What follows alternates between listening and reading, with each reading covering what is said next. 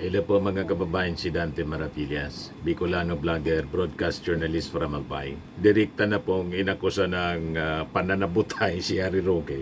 Si Atty. Harry Roque ni Atty. Nicholas Kaufman.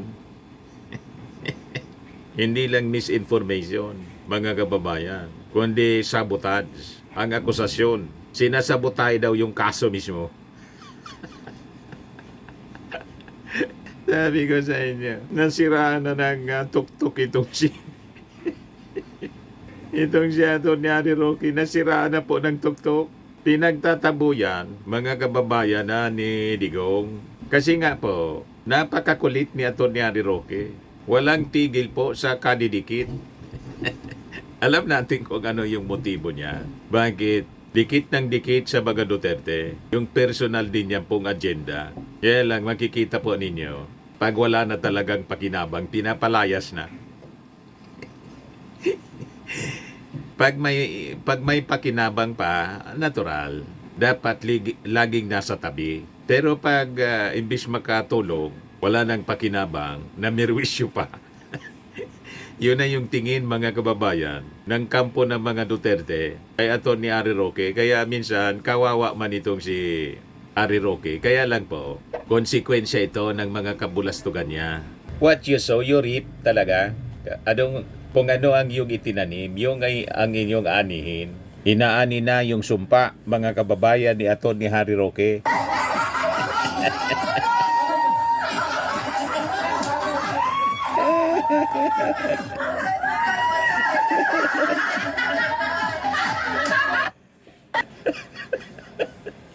So ito yung balita, mga kababayan. Sabi dito sa report ng Sunstar, former President Rodrigo Roa Duterte lead attorney slams Roque for misinformation sabotage.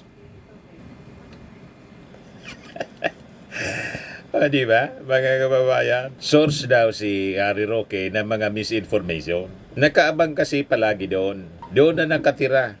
Palaboy siya doon, mga kababayan, sa dahig. At laging kausap yung mga supporters ni Digong na nagrarally po doon sa naka-vigil. Pinangalanan na po na Duterte Street yung lugar doon sa dahig. Duterte Street, Duterte Park. Laging may programa sila doon. Nagsasayaw-sayaw, nagkakanta-kanta ng bangag-bangag-bangag. Sige ang interview, mga kababayan. At sige palabas ng kung ano-anong kwento si Harry Roque na imbes makatulong, mga kababayan, sa defense, lalo na nalalagay sa alanganin. Ano ba?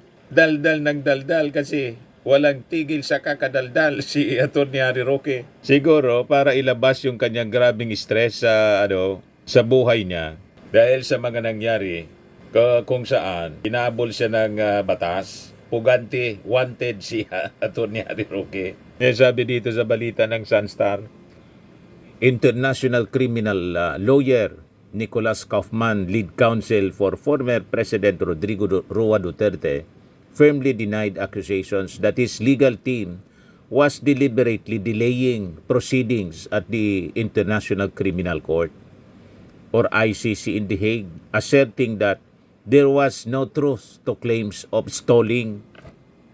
Binanatan kasi po ni Atty. Harry Roque yung urgent motion to suspend the hearing. Kaya yung sa interim release, sila yung nag-file, hilong-talilong na po itong si Kaufman. Sila yung nag-file for interim release. Pagkatapos, in-schedule yung hearing. Yung petition po, urgent. Tapos, nag-file si Kaufman, mga kababayan, ng another petition, urgent uli, to suspend.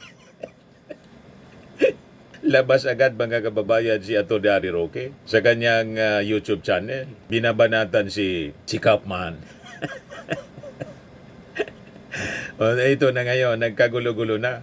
Ang kasangga ni Atty. Harry Roque sa pagbanat kay Kaufman, si Marlica. Pinaparesign si Kaufman. Kaya nagkagulo-gulo, mga kababayan. Talagang magkakagulo-gulo kasi magugulo talagang utak nila. Normal sa kanila yung magulong utak. Kaya nga po nang gugulo, kaya gumulo yung buhay nila. Sila yung naganap ng gulo sa kanilang buhay.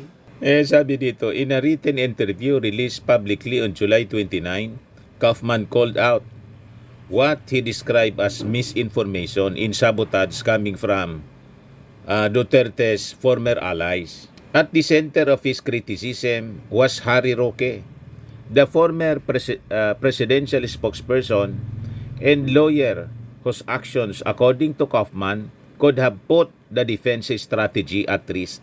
Sa kakadaldal ng kung ano-ano, mga kababayan ni Atty. Harry Roque, nangingialam pero nag-deny. Kahapon nag-deny sa kanyang Hindi man na niya ako nangingialam. Anong hindi?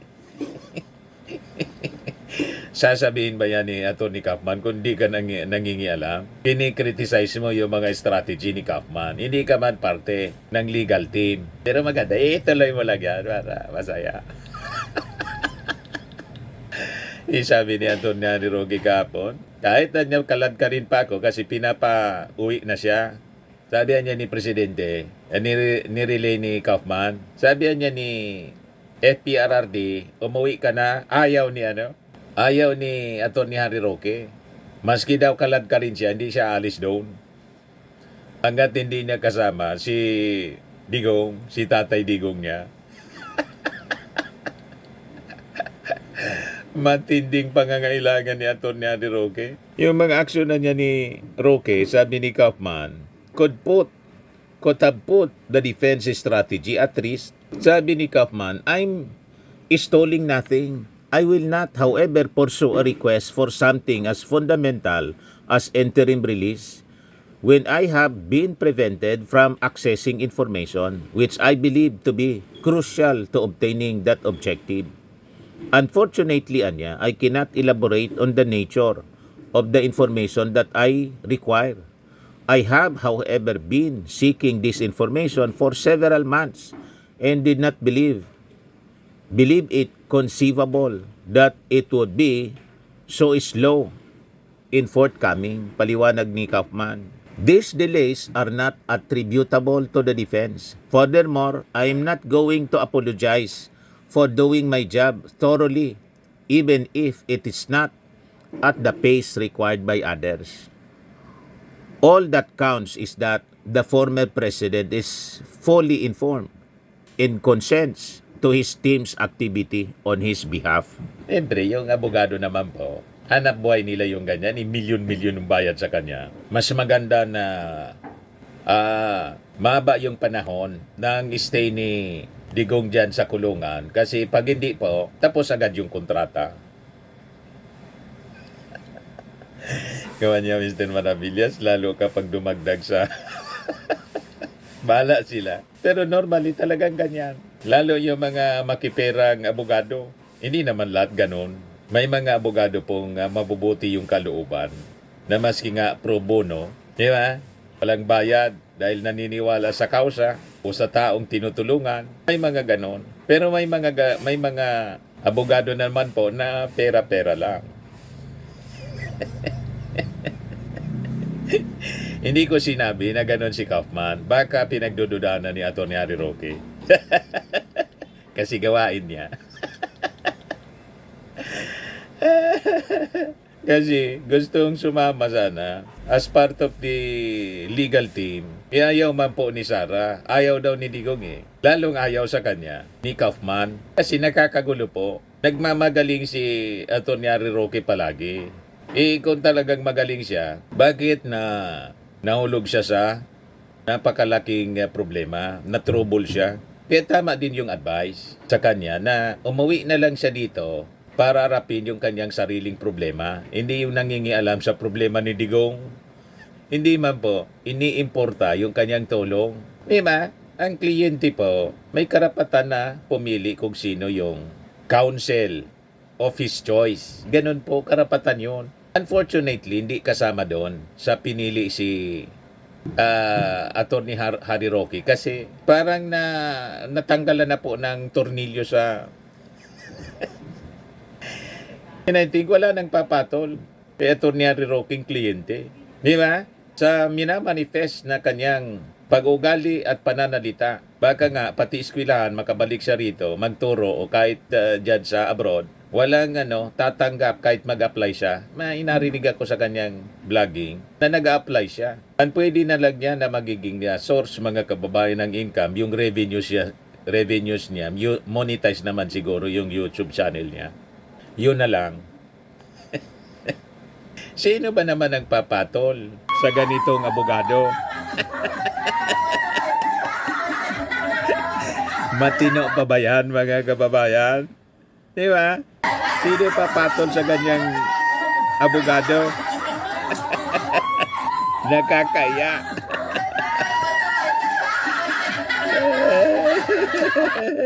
Sinira ni Atty. Harry Roque yung buhay niya. Naging siraulo na po. Sabi ni Kaufman, the delays were not on the part of the defense, but were due to the slow release of documents he believes are crucial in securing Duterte's temporary release from the ICC custody. Kaufman also criticized Roque for allegedly approaching a Dutch lawyer to file a case against the Dutch government in an attempt to challenge Duterte's transfer to the ICC. Sabi ni Kaufman, the move niya was reckless and could have backfired. Yung narrative kasi nila, kinidnap si Digong. Doon pa lang sa narrative, dati nang mali, false. False narrative. Kaya gusto mangialam, ni Atty. Harry Roque, hindi nagugustuhan yung mga actions ni Kaufman. Nagsarili. Baka niya mag-backfire. Without the authority ni Digong, kumuha siya ng sariling abogado, local lawyer doon sa Dutch. Dutch lawyer, mga kababayan. Yung Dutch government nang gustong ikaso ni Atty. Harry Roque, kumbaga matino pa yung pag-iisip niya. Anong paki ng Dutch government doon? Di ba? Na yung ICC separate from the Dutch government. International Criminal Court nga po. Kaya lang, naka-base lang po sa dahig. O, di ba? Pati yung Dutch government gusto nang awayin ni Atty. Harry Roque. Kaya, inagapan po ni Atty. Kaufman, baka niya mag-backfire. Talagang mag-backfire po. Lalo yung regular na rallies ninyo. Kaya walang bansa, mga kababayan sa mundo, not even si Xi Jinping, walang tumatanggap na host country for interim release ni Digong. Gusto na lang ibalik dito sa Pilipinas. Paano mo ibalik sa Pilipinas na ina-accuse mo yung Philippine government ng kidnapping, so ibabalik mo sa kidnapper? Di ba po, mga kababayan? So pati si Xi Jinping, nasabi nila, very close si Digong. Wala man lang, tahimik si Xi Jinping. Di mag-offer ng tulong, wala. Talaga dito sa mundo, parang local politics din, ang global politics. Pag may pakinabang ka lang, pag yung interest nila ay nasa-serve yung kanilang interest, lalo yung interest ng China sa Pilipinas. Kasi si Digong pro-China. Ayan, kinakaibigan para lukuhin siya. Madali yung pananakop. Kasi friendly siya, mga kababayan, sa China. Kahit na po, inaabuso tayo, ganon po ang mga leader sa mundo. Pag may pakinabang ka, okay ka. Pag wala kang pakinabang, huyo ka. Parang sa local politics din yan, mga kababayan. Kaya nga ako sa mga politiko, hindi tayo masyado dumidikit sa mga politiko, mga kababayan. Kasi alam na natin ang... di ba? Marami akong kilala. Okay lang pag napapakinabangan. Pag hindi na, wala na po. Yan ang nangyari kay Roque. Nilaglag na po ng mga Duterte si Atty. Harry Roque. Sabi ni Atty. Kaufman, that idea niya was crazy. Crazy man talaga po. Yan ang patunay, oh. Matino pa ba ang pag-iisip ng ganyan? Abogado ka, international lawyer ka, ganyan ka magbihig.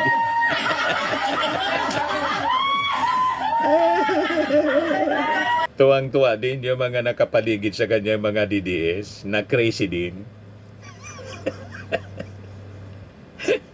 Di ba? That idea was crazy, sabi po ni Kaufman.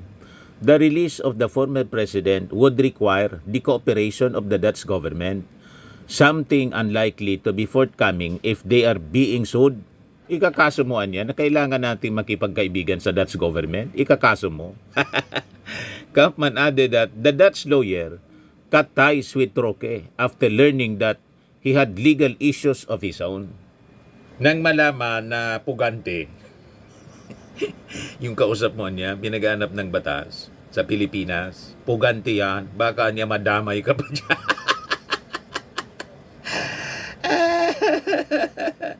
Di ba? Isipin na niya, kasabwat ka sa pagtatago ng isang pugante. Iniwasan mga kababayan si Atty. Harry Roque ng Dutch lawyer nang malaman na may problema niya yan. Yes, sabi dito, neither the former president nor anyone else in his immediate circle wants Roque involved.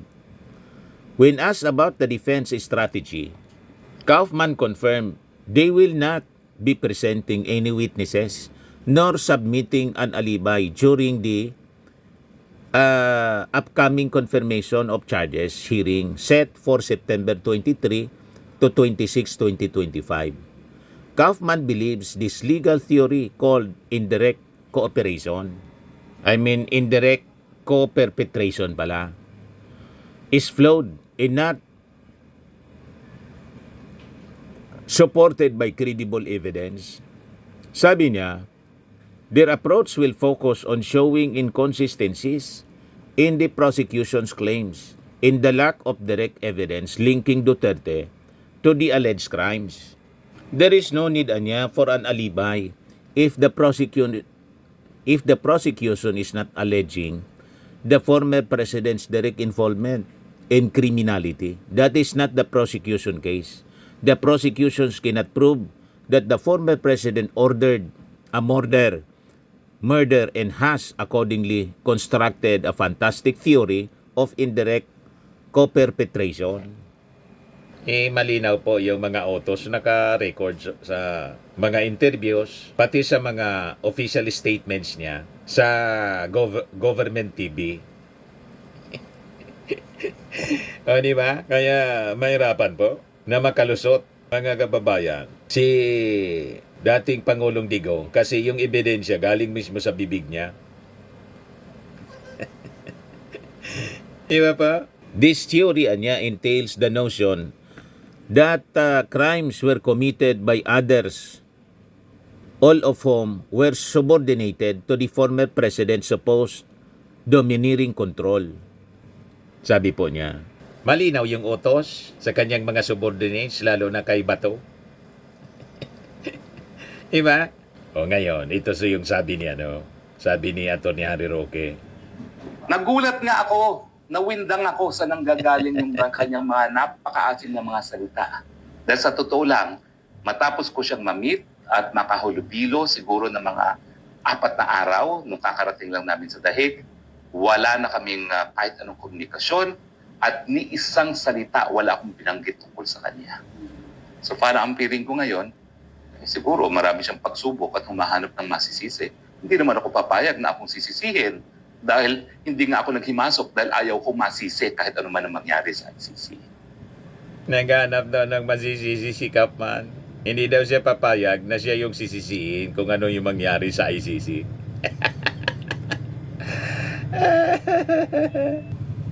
Sa mga naghanap ng malinis and spacious fitness gym, pumunta lang po kayo sa aming Colossal Fitness Gym. We also offer Grab Car Rental with our brand new 2023 model ng Toyota Innova. We also accept booking for those who are planning to travel via PAL, Cebu Pacific, and other airline companies, local and international, and bills payment for Meralco Bills, PLDT, Aleco Bills, etc. Ang Colossal Fitness Gym is located at 3rd floor Security Bank Building, Landco Business Park, Legazpi City, Albay. For inquiries, look for Chilon Maravillas. Contact number 0966-802-0949. Yan yung aming Innova. Lagi na pong matao sa amin. Pati mga foreigners po, tingnan ninyo. Mga British tourists sila. Ang lalaki ng katawan na, mga kababayan, nag-gym sa amin. Ito naman po, Indian National. Ito mga mga European sila. Ito naman yung bago naming product na binibenta online, Eye Glow Serum. Whitening po siya galing sa South Korea. Tingnan ninyo yung epekto sa aking anak na architect entrepreneur, Riz Maravillas. For inquiries, look for Riz Maravillas on FB. Ito naman po, Fairmax Firming and Lifting Cream. Mainam po ito sa mga pains at paninigas ng mga kaso-kasuan. Ito po, Automax Radiant Serum. Sa mukha naman yung application. Anti-aging po siya. You will look 10 years younger than your age. Ito naman po yung bago naming binibentang product online. I am Worldwide Amazing Pure Organic Barley Powdered Drink Mix from Australia. Endorsed by actress Maritoni Fernandez na isang cancer survivor. So gustong sumali po dito, may mga travel incentives po ang company. Yan, mga bata pa, mga kababayan, pero naging distributor na po nito. Mga kababayan. So pwede kayong magpa-orient sa aking anak na architect entrepreneur. Yung mga gustong magnegosyo, may orientation naman po. Ito yung aming distributor sa Australia.